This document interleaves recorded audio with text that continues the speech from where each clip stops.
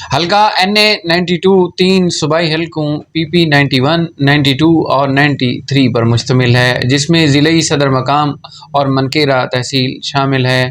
یہاں سیاستدان، وڈیرے اور جاگیردار ہی ہمیشہ سے منتخب ہو کر ایوانوں کی زینت بنتے آ رہے ہیں۔ اب ایک بار پھر انتخابی اکھاڑا لگ چکا ہے۔ سیاسی پہلوان لنگوٹ کس کر بکھر کو پیرس بنانے کے دعوے کر رہے ہیں۔ میں ہوں واجد نواز ڈھول اور آپ دیکھ رہے ہیں سانول نیٹ ورک۔ ناظرین، آج ہمارے ساتھ اسٹوڈیو میں موجود ہیں صاحبزادہ محمد حفیظ اللہ شاہ ہاشمی صاحب، اور ان کی معاونت کریں گے محمد صبت الحسنین ایڈوکیٹ صاحب۔ آج ہم پروگرام تجزیہ میں ڈسکس کریں گے حلقہ NA92 کی سیاسی صورتحال، آزاد امیدواروں کی اڑان اور بنتا نیا سیاسی منظرنامہ، اور ساتھ ہی حکومت پنجاب کی طرف سے پورے صوبے میں دفعہ 144 کا نفاذ کر دیا گیا ہے۔ اس کا اطلاق کہاں کہاں ہوگا، اس کے اثرات کہاں کہاں مرتب ہوں گے، اس پر بات کریں گے صبت الحسنین ایڈوکیٹ صاحب سے۔ لیکن ہم پہلے جاتے ہیں NA92 کی سیاسی صورتحال پر تبصرہ کے لیے صاحبزادہ محمد حفیظ اللہ شاہ ہاشمی صاحب کے پاس۔ ہاشمی صاحب، حلقہ NA92 میں کتنے امیدوار الیکشن کانٹیسٹ کر رہے ہیں، اور اوورآل حلقہ کی سیاسی صورتحال کیا ہے؟ بسم اللہ الرحمن الرحیم۔ واجد بھائی بہت شکریہ۔ NA92 جو کہ پہلے 2018 میں یہ حلقہ NA98 تھا، اور اس الیکشن میں بڑی عجیب سی صورتحال ہے کہ اس الیکشن میں 22 امیدواروں نے NA92 پہ اپنے کاغذات جمع کرائے، اور کچھ امیدواروں نے جب واپس لینے کے بعد اس وقت 14 امیدوار موجود ہیں، جن میں سے میں یہ سمجھتا ہوں کہ پچھلے جو 2018 کے الیکشن تھے ان میں ڈاکٹر محمد افضل خان ڈانڈلا جو کہ PTI کی طرف سے امیدوار تھے، اور ان کے مد مقابل رشید اکبر خان نعمانی آزاد حیثیت سے الیکشن کنسٹیکٹ کیا، اور دونوں مد مقابل تھے، اور 1 to 1 ان میں مقابلہ ہوا، اور اس میں ڈاکٹر محمد افضل خان ڈانڈلا نے 1,38,307 ووٹ حاصل کیے، جبکہ رشید اکبر خان نعمانی نے 1,33,679 ووٹ حاصل کیے۔ اور جو تیسرے نمبر پر بندہ آیا، وہ امیدوار آیا، وہ کرین جس کا انتخابی نشان تھا، انہیں 6,613 ووٹ حاصل کیے۔ تو اب آپ اس وقت کی جو صورتحال دیکھ رہے ہیں کہ الیکشن مہم بھی اس طرح کی نہیں ہے جیسے 2018 میں تھی، اور پھر 2018 میں ایک ریلا تھا جسے تحریک انصاف کا ریلا سمجھا جاتا تھا۔ ہمارے جو حلقے مختلف ہیں، NA91 میں تحریک انصاف کا ووٹ بینک ہے، لیکن NA92 جو ہے اس میں آپ خود دیکھ لیں، اس رزلٹ کو مد نظر رکھیں کہ جب ایک 2018 میں PTI کے ٹکٹ پر الیکشن لڑتا ہے اور دوسرا آزاد لڑتا ہے، تو بہت کم مارجن پہ انہیں مطلب کامیابی حاصل ہوئی۔ اس کی ایک وجہ یہ ہے کہ یہاں PTI کا ووٹ بینک کم ہے، دوسری جو وجہ ہے کہ اس علاقے میں آبادکار بہت زیادہ ہیں۔ اس حلقہ سے تعلق رکھنے والے جو آبادکار ہیں وہ مسلم لیگ نون کے ساتھ ہیں، تو چونکہ وہ PTI کے ٹکٹ پر تھے اور انہیں جو نون لیگ کا بھی ووٹ بینک وہ نہیں مل سکا، جو کہ ہمیشہ ڈھانڈلا خاندان اسے ووٹ کو حاصل کرتے ہیں۔ شہر کی صورتحال ایسی ہی تھی، شہر میں بڑے کم مارجن سے جیتے ہیں، اور شاید کم مارجن سے جیتنے کی ایک وجہ یہ بھی ہے کہ یہاں جو آپ نے جو بات کی ہے کہ جو آبادکار ہیں ان کا ووٹ جو ہے نہیں پڑا تھا PTI کے کینڈیڈیٹ کو، اور وہ رشید اکبر خان کو پڑا تھا۔ یہ بات درست ہے؟ اور اب آپ دیکھیں نا کہ PTI کا بلہ نشان بھی نہیں ہے، اور PTI کا ابھی تک امیدوار کسی دن کوئی ہوتا ہے اور کسی دن کوئی تبدیل ہو رہے ہیں۔ اب ظہیر عباس جو ہے نقوی صاحب، ظہیر عباس سید نذیر ظہیر عباس نقوی، اب انہیں مطلب بہت کم لوگ جانتے ہیں، اور انہیں بہت کم لوگوں کو یہ پتہ ہے، اور آج ہی ہمیں بھی یہی پتہ چلا کہ NA92 سے اب PTI کے وہ امیدوار ہیں۔ تو اس طرح جو PTI کا ووٹ ہے، ظاہر ہے جو جیالے ہیں وہ تو ووٹ پڑ جائے گا، لیکن میں یہ سمجھتا ہوں کہ زیادہ تر ووٹ جو ہے وہ PTI کا۔ پہلی بات تو یہ ہے کہ وہ سسٹم نہیں رہا، چونکہ ان پر اتنی مشکلات PTI پہ آئی ہیں، عوام ان کے ساتھ ضرور ہے، لیکن ضلع بکھر میں چونکہ وڈیرا شاہی ہے، ضلع بکھر میں چونکہ دھڑا بندی کی سیاست ہے، اور پھر جیسے کہ میں نے پہلے بتایا ہے کہ NA91 اور 92 میں فرق ہے۔ 91 میں PTI کا ووٹ ہے، 92 میں بہت کم ووٹ ہے، لہٰذا وہ ووٹ کچھ نہ کچھ تو لازمی بات ہے جو PTI کا امیدوار ہے وہ لے گا، لیکن میں یہ سمجھتا ہوں کہ 1 to 1 جو مقابلہ ہے وہ ہو سکتا ہے۔ یعنی کہ دونوں آزاد امیدوار ہیں. ڈاکٹر افضل خان ڈھانڈلہ اور رشید اکبر خان نعمانی کے درمیان یہ مقابلہ ہونے جا رہا ہے. اور اس وقت جو رشید اکبر خان نعمانی اپنا بیانیہ لے کر عوام کے پاس جا رہے ہیں، وہ یہ کہتے ہیں کہ 10 سال جو گزرے ہیں اس میں عوام کو کچھ بھی نہیں ملا. کرپشن اور مہنگائی اور بے روزگاری اور دیگر جو معاملات ہیں، کوئی کام نہیں ہوا. اور اس طرح یعنی وہ یہ بیانیہ لے کر وہ عوام کے پاس جا رہے ہیں. دوسری طرف جو ڈاکٹر افضل خان ڈھانڈلہ صاحب اپنا بیانیہ لے کر جا رہے ہیں، انہوں نے کہا ہے کہ میرا 10 سال جو گزرے ہیں اس کا مقابلہ گزشتہ 30 سال سے آپ کر لیں، اور جو مقابلہ کریں اور انصاف کے ساتھ اگر ووٹ دیں، آپ حق اور سچ کے ساتھ ووٹ دیں. تو انہوں نے کہا کہ میرے خیال میں کہ جو ترقیاتی کام میں نے ان 10 سالوں میں کوئی دن ضائع بغیر کروائے ہیں، اتنے ترقیاتی کام بکھر ضلع بننے سے لے کر آج تک پہلے نہیں ہوئے تھے. تو یعنی بیانیہ دونوں کا یہ بیانیہ ہے جو عوام کے سامنے ہے. اب دیکھتے ہیں کہ عوام کس کے بیانیے کو پسند کرتی ہے اور کس کو ان میں سے 8 فروری کو ان کے نشانات پر مہر لگا کر انہیں منتخب کرتے ہیں. شاہ صاحب یہ دیکھیں کہ آپ نے بتایا کہ رشید اکبر خان جو ہے یہ بیانیہ لے کر چل رہے ہیں کہ پچھلے 10 سالوں میں کام نہیں ہوا. اسی کے سب ونگ میں ایم پی ہیں عامر عنایت خان شانی صاحب، وہ یہ کہہ رہے ہیں کہ میں اس بار جو ہے اپنی 10 سالہ کارکردگی لے کر میدان میں آیا ہوں. تو کیا یہ تضاد نہیں ہے کہ جب ایک ہی پینل میں کھڑے ہیں، ایک ہی ونگ ہے، ایک ہی گروپ ہے، اتحادی ہیں، ایک ہی جلسے میں سپیچ ہو رہی ہے، ایک جو ہے پچھلے 10 سال میں کوئی کام نہیں ہوا اس کو بنیاد بنا کر مخالفین پہ کرٹیسزم کر رہا ہے، اور عامر عنایت خان شانی صاحب کہہ رہے ہیں کہ نہیں، جو پچھلے 10 سالوں میں نے کام کروایا ہے وہی چیزیں لے کے، وہی اپنی کارکردگی کی بنیاد پہ وہ عوام کے پاس جا رہے ہیں. تو اس پہ بھی تھوڑا سا اپنا انالیسس دیجیے گا. واجد بھائی، میرے خیال میں جب ہم حلقہ پی پی پہ آئیں گے تو جب ان کیونکہ کے یہ ایک امیدوار ضمنی، پر آئیں گے جی وہ تو چونکہ ایک این اے تو کے ہم امیدوار ہیں تو یہ ضمنی کویسچن ریلیونٹ ہم ہے. ایک تو ہم نے تفصیل کے کارکردگی کی ساتھ بات کی ہے نا، اس وجہ سے. جو ہے وہ میں ان پر روشنی اس وقت ڈالوں گا. لیکن اتنا ضرور کہوں گا کہ یعنی بیانیے میں یعنی یہ تضاد آ چکا ہے کہ ایم پی اے کا امیدوار کہتا ہے میں نے بہت کام کروائے ہیں، ایم این اے کا امیدوار کہتا ہے کہ کوئی کام نہیں ہوئے، اور اس سے قبل بھی جو وہ مخالف تھے اب تو مل گئے ہیں، تو اس وقت بھی وہ اپنے امیدوار جو آج کل ان کا ایم پی اے کا امیدوار ہے اس پر اعتراض کیا کرتے تھے کہ وہ کمیشنیں لیتا ہے، اور وہ اور بھی بہت سے ذاتیات پر بھی اور دیگر بھی یعنی اس کی کارکردگی پر ایک سوالیہ نشان ہوتا تھا.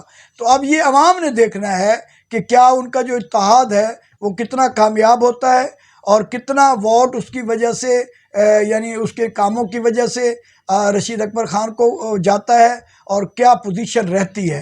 یہ وقت آنے پر ہی معلوم ہو جائے گا. لیکن یہ سیاسی بیانات یہ چلتے رہتے ہیں، ایک دوسرے پہ تنقیدیں کرتے ہیں، یہ الائنسز بنتے ٹوٹتے رہتے ہیں، یہ سیاست میں حصہ ہے. اور یہاں ہم نے شاہ صاحب ذکر کیا ہے ایک پی ٹی آئی کے جو حمایت یافتہ امیدوار ہیں ظہیر نقوی صاحب. ظہیر نقوی صاحب کا ناظرین تعلق 5 گراہیں سے ہے اور وہ سادات قبیلے کے چشم و چراغ ہیں، اور بیسیکلی وہ مجلس وحدت المسلمین کے مرکزی رہنما ہیں، اور راجہ ناصر عباس صاحب کے بڑے قریبی زعما میں ان کا شمار ہوتا ہے. تو مجلس وحدت المسلمین کا چونکہ پاکستان تحریک انصاف کے ساتھ ایک الائنس چل رہا ہے، تو اس بنیاد پہ جو ہے ظہیر نقوی صاحب کو NA-92 کا ٹکٹ دیا گیا ہے، یا پھر جو ہے پی ٹی آئی نے ان کی حمایت کا اعلان کیا ہے. چلیں جاتے ہیں پنجاب کی طرف. پنجاب میں دفعہ 144 نافذ کر دیا گیا ہے. ہوم سیکرٹری کی طرف سے اس بارے باضابطہ جو ہے نوٹیفیکیشن بھی جاری کیا گیا ہے کہ پنجاب میں جو ہے ڈبل سواری پہ بھی میرے خیال میں بین ہے. جاتے ہیں ہم صفت الحسنین ایڈوکیٹ صاحب کے پاس، وہ بتائیں گے کہ یہ جو دفعہ 144 ایسی صورتحال میں یا اس ماحول میں جاری کیا گیا ہے کہ الیکشن کی گہما گہمی ہے، جلسے ہیں، جلوس ہیں، سپیچز ہیں. تو یہ دفعہ 144 کا اطلاق کہاں کہاں اور کن حالات میں ہوگا؟ یہ جو موجودہ ہوم سیکرٹری پنجاب نے یہ دفعہ 144 کا نوٹیفیکیشن جاری کیا گیا. جی thank you Wajid very much. جو ہوم سیکرٹری ہیں پنجاب، ان کی جانب سے نوٹیفیکیشن گزشتہ دنوں 22 تاریخ کو جاری کیا گیا، اور اس کے اطلاق جو ہے وہ 22 تاریخ سے ہی آن ورڈ 12 فروری تک یعنی کہ الیکشن کے 2-3 دن کے بعد تک اس پہ اطلاق جاری رہے گا۔ اس میں جو انہوں نے جو پابندیاں لگائی ہیں اس میں یہ ہے کہ display of any kind of weapons, کہ کسی قسم کے جو اسلحہ ہوگا، آتشی اسلحہ ہوگا یا دوسرے ان کی نمائش پہ پابندی ہے، سوائے سیکیورٹی ایجنسیز اور جتنے بھی قانون نافذ کرنے والے ادارے ہیں ان کے علاوہ جتنے بھی عام سویلینس ہیں ان پہ پابندی ہوگی۔ اس کے علاوہ جو ایریل شوٹنگ ہے یا ہوائی فائرنگ ہے اس پہ بھی پابندی جو ہے وہ لگا دی گئی ہے۔ اس کے علاوہ اور انہوں نے یہی کہا ہے کہ الیکشن کمیشن آف پاکستان کی جانب سے جو رولز اور کنڈکٹس واضح کیے گئے ہیں ان کی وائلیشن کے خلاف بھی دفعہ 144 کا یعنی جو نفاذ ضابطہ اخلاق جاری جی کیا ہے الیکشن کمیشن نے، جی وہ ضابطہ بھی اصول و ضوابط جتنے بھی جی ان کی طرف سے لاگو کیے گئے ہیں ان کے کوڈ آف کنڈکٹ میں، ان کی وائلیشن کی صورت میں بھی دفعہ 144 کا نفاذ کیا جائے گا، اور اس کے تحت ہی جو کارروائی ہوگی، عمل میں کارروائی لائی جائے کی گی۔ جائے گی۔ جی صفت الحسین صاحب، یہ بھی تھوڑا سا ہمارے ناظرین کو واضح کیجیے گا کہ یہ جو دفعہ 144 نافذ کیا گیا ہے، جی آیا یہ جو سیاسی امیدواران ہیں ان کے جو جلسے جلوس ہیں ان پہ بھی اس کی امپلیمنٹیشن ہوگی، یا وہ کر سکتے ہیں جلسے جلوس؟ دیکھیں، آپ اگر یہ کوڈ آف کنڈکٹ میں دیکھیں تو وہ بغیر پرمیشن کے تو وہ نہیں کر سکتے، اور خاص طور پہ الیکشنز کے نزدیک تو ویسے بھی پابندی لگ جایا کرتی ہے۔ ہاں، کارنر میٹنگز ان پہ وہ بالکل ہاں، وہ جلسوں کو اگر کارنر میٹنگ کا نام دے تو یعنی جی وہ کر بالکل بالکل سکتے ایسے ہیں۔ ہی ہے۔ اب گزشتہ دنوں پاکستان پیپلز پارٹی کی جانب سے ایک کارنر میٹنگ کا جو ہے نا وہ اہتمام کیا گیا تھا، جس میں ان کی جو آسفا بھٹو ہیں انہوں نے خطاب بھی کیا تھا، تو وہ کارنر میٹنگ تو کسی صورت میں لگ نہیں رہی تھی، وہ تو ایک جلسے کا ماحول ہی تھا۔ تو بہرحال کارنر میٹنگ کے نام پہ آپ ان کو اکٹھا کر دکھایا سکتے ہیں۔ کچھ اس کے جاتا علاوہ ہے، ہمارا کچھ جی جاتا اس ہے۔ کے علاوہ جو ہے وہ اکٹھا کرنا پابندی ہوگی۔ چلیں، بہت شکریہ صفت الحسین ایڈوکیٹ صاحب۔ ہم دوبارہ جائیں گے صاحبزادہ مظفر اللہ شاہ ہاشمی صاحب کے پاس۔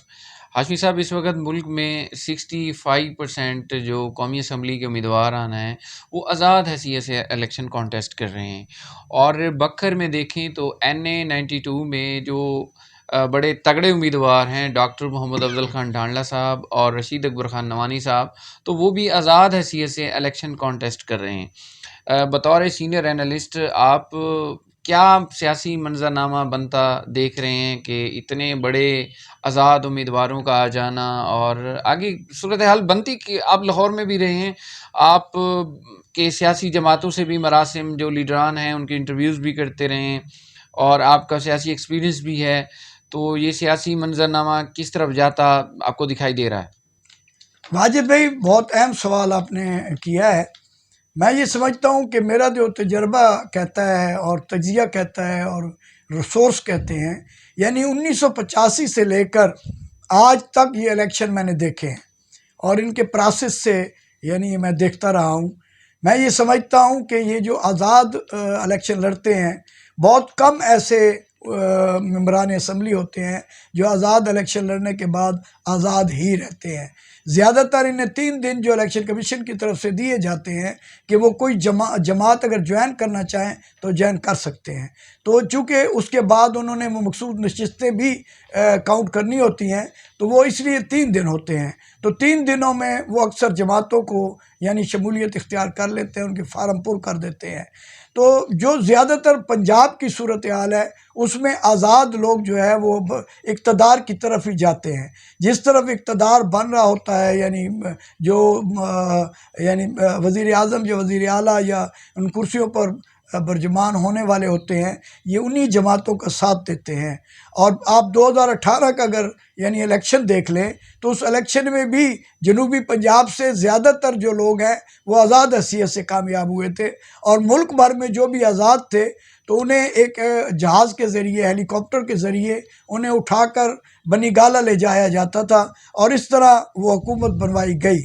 اب بھی میں یہ سمجھتا ہوں کہ چونکہ اس وقت جو ایک بڑی جماعت ہے اس پر اس نہ ہونے کے برابر ہے اس کی الیکشن کمپین، اور ان سے انتخابی نشان بھی لے لیا گیا ہے، لہٰذا اس کے بعد کیا صورتحال ہوتی ہے، وہ آزاد لڑ رہے ہیں۔ ان میں بھی کئی لوگ میں یہ سمجھتا ہوں کہ کامیاب ہونے کے بعد ان کا خدشہ ہے کہ وہ برسر اقتدار پارٹی کی طرف نہ چلے جائیں. اور جہاں تک نون لیگ کا تعلق ہے تو وہ چونکہ جو 16 ماہ انہوں نے حکومت کی ہے اور اس میں بہت زیادہ یعنی مہنگائی اور بے روزگاری اور جو حالات پیدا ہوئے ہیں عوام اس لیے ان سے بھی نالاں ہیں. پیپلز پارٹی کی جو صورتحال ہے یعنی وہ پارٹی جو پنجاب میں مضبوط ہو ہمیشہ وہی مرکز میں حکومت بنایا کرتی ہے. تو پنجاب میں پیپلز پارٹی ایک کمزور جماعت ہے. تو اس طرح میں سمجھتا ہوں کہ جس کو بھی جماعت کو اقتدار دینا ہوا تو آزاد امیدواروں کو اسی طرف ہی شامل کروا دیا جائے گا. جی ناظرین، آپ نے تجزیہ سنا حلقہ 92 کی سیاسی صورتحال. وہاں پہ کتنے امیدوار الیکشن کانٹیسٹ کر رہے ہیں اور ماضی اور حال کے جھروکوں میں صاحبزادہ محمد اللہ شاہ ہاشمی نے اپنا انالیسس دیا. دفعہ 144 کے حوالے سے آپ کو ہم نے بتایا کہ کہاں کہاں جو ہے اس کا اطلاق ہوگا. آپ بھی ہمیں کامنٹ باکس میں اپنا فیڈ بیک دے سکتے ہیں کہ حلقہ 92 میں موجودہ جو الیکشن 8 فروری کو ہونے جا رہے ہیں اس میں کون سا امیدوار فیوریٹ ہے. اگلے پروگرام تک کے لیے اجازت دیجیے. پاکستان زندہ باد، پاک فوج پائندہ باد.